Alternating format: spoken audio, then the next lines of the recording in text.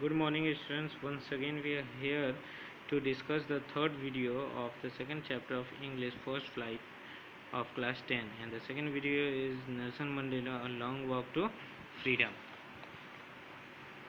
In the third video we are discussing that the life how the life of Nelson Mandela was changed, कैसे वो एक आम student और एक नौजवान युवक से एक आंदोलनकारी बन गया। It was the only when I began to learn that the boyhood freedom was an illusion. ये उसी समय की बात थी जब उन्हें ये एहसास हो गया था कि जो लड़कपन की आज़ादी एक छलावा है। जब एक नौजवान के रूप में जब उन्होंने ये पाया कि that the young man that my freedom has already taken from me, I began to hunger for it. As a student, I wanted freedom only for the transitory freedom of being able to stay one night, read the pleased, and go where I choose. Later, as a young man in Johannesburg, I yearned for a basic and honorable freedom of achieving my potential, of learning, keeping, of marrying, and having a family. The freedom not to be obstacle in a lawful life.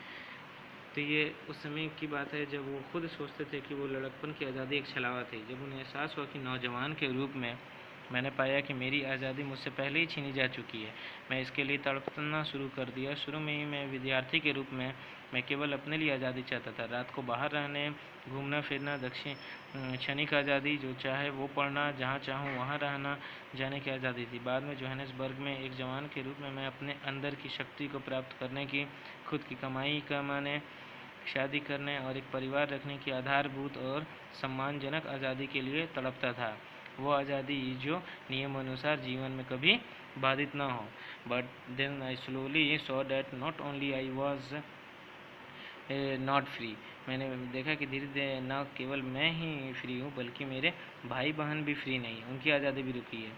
Not just any my freedom that was cartel, सिर्फ मेरा ही freedom cartel नहीं, सबकी आज़ादी को बाधित किया गया। But the freedom of every one who looked like I did, मैंने देखा कि केवल मेरी ही आज़ादी प्रतिबंधित है जबकि दिखने वाले हर एक व्यक्ति का आज़ादी पर रोक था। At that time when I join national African national Congress and that is win the hunger for my own freedom, मैं जब नेशनल कांग्रेस में जुड़ा, अफ्रीकन नेशनल कांग्रेस में, तब जो मेरी भूख की आज़ादी थी वह वहाँ के कई एक लोगों की फ्रीडम के लिए रास्ता बन गया। It was the desire for the freedom of my people, यह मेरी चाहत हो गई कि मैं अपने लिए ही नहीं वहाँ के लोगों के लिए भी आज़ादी का एक रास्ता बनूँ। To live their lives with dignity, ताकि वो लोग अपनी लाइफ को डिग्निटी के साथ जिएँ, सेल्फ रेस्पेक्ट के साथ जिएँ। That animated my life, that transformed a frightened young man, उनकी हिम्मत थी मेरे डरे हुए मन को और आज़ादी की चाहत में मेरे एक मन को एक बोल्ड, एक ऐसे पुरुष में बदल दिया जो कभी डरने वाला नहीं था, और एक ऐसे जीवन की इज्जत वाली ज़िंदगी में एक जीवन को प्यार करने वाले पति को एक बेघर आदमी के रूप में बदल दिया, जिससे मेरे जीवन को प्यार करने वाले को एक सन्यासी में बदल दिया। मैं अगले आदमी से अधिक गुणी और आत्म बलिदानी आदमी नहीं हूँ। Law abiding attorney that become a criminal, मैं पाया कि मुझे पता था कि मेरे लोग आज़ाद नहीं, तो मेरे को मिली थोड़ी सी आज़ादी भी मुझे आनंद नहीं दे रही थी। I am no over virtuous or self-sacrificing that next man, but I found that I could not ever enjoy the poor and limited freedom I was allowed when I knew my people were not free. Freedom is indivisible.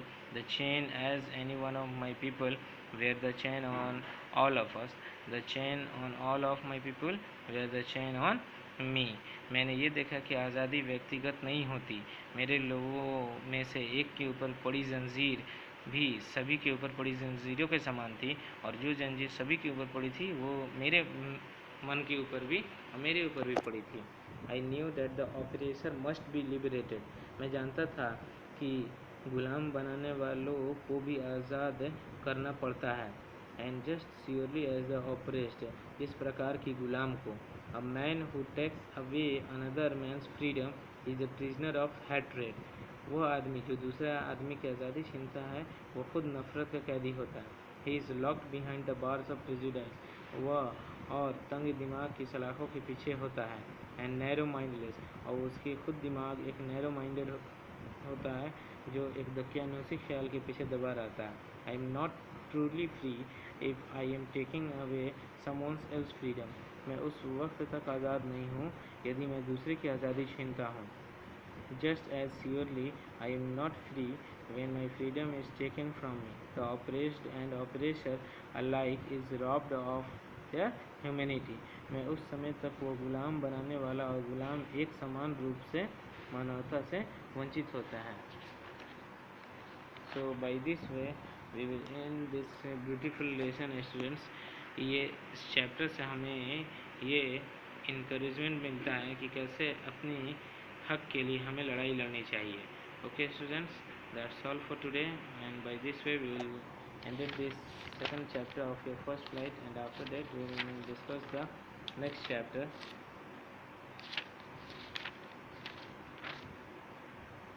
Okay, that's all. Thank you.